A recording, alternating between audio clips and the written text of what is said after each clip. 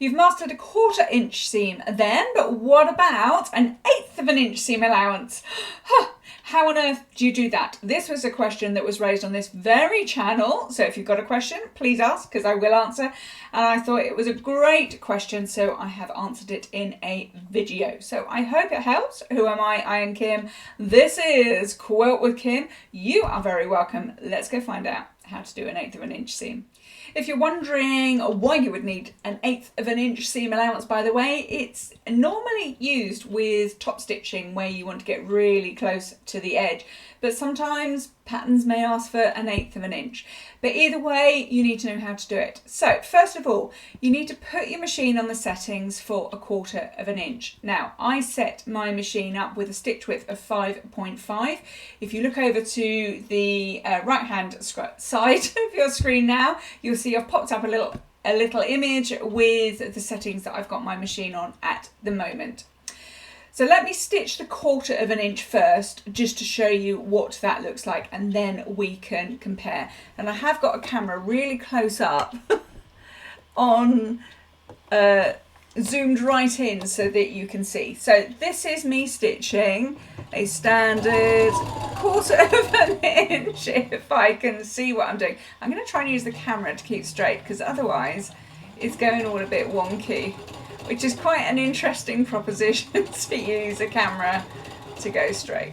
Okay, that may not be the straightest 1/4 of an inch known to man or beast or pussycat or anything, but that is our 1/4 of an inch. Where did my sewing gauge go?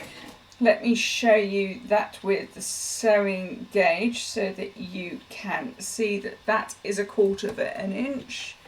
Excuse me while I just knock everything. Okay, so can you see there? That is a 1/4 of an inch. So I've got my sewing gauge set on a 1/4, and that is a 1/4 there. So to get to an 1/8 of an inch, what I've discovered is not about adjusting the stitch width, but to look at your foot. Now, this may not work for your machine, but I would encourage you to have an experiment and see if it does, because so far this hasn't let me down. There may be a first case of it letting me down, but I want to share this with you because you may not have noticed that you could do this. So on your presser foot here, you've got these 2 prongs coming out on the left and the right. Now in my one, I've got a little perspex bit in the middle. Yours may not too, but look for these outside prongs. Now when we're running a 1/4 of an inch seam, we've got our raw edge lining up to the edge of our presser foot on the outside of our prong.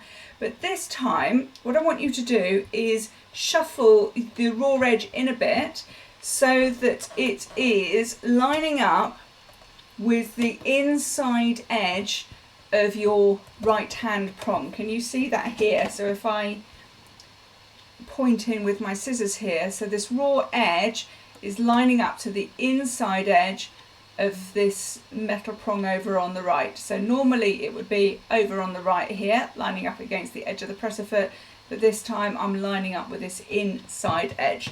Now if I stitch there, and I apologise for keep disappearing to camera, but otherwise I can't see at all.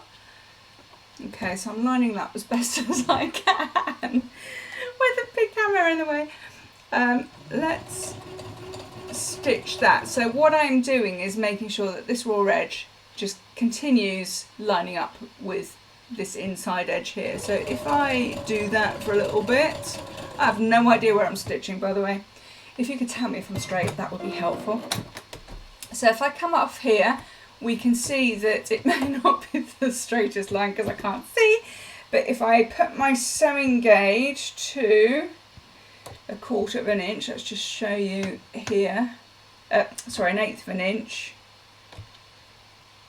Hey, just bear with, I need to put my glasses on so I can see this, because it's right on the very edge. There we go. So can you see there, it's on the 1/8 of an inch just here. And then if I, oh, there it is. So I was a bit wobbly at the beginning because I couldn't really see, but here's my 1/8 of an inch where I got straightened up. So if I line that up there, can we see that we've now got an 1/8 of an inch? We'll ignore the bits at the beginning where I couldn't see what I was doing. But here's where I was fairly comfortable that I was running in a straight line with my raw edge on that inside prong of the foot there. Okay, and that's my 1/8 of an inch. So try that and see. As I said, it hasn't failed me so far on the different machines I've tried it on. Your machine may be different, but give that a whirl and you may find that you've got your 1/8 of an inch, and it will help you keep a really straight line as well. I hope that has helped. Please don't forget to like, subscribe and hit the notification bell so you don't miss out on any future tips, tricks and tutorials. And I will love you and leave you for now and look forward to seeing you next time. Bye for now.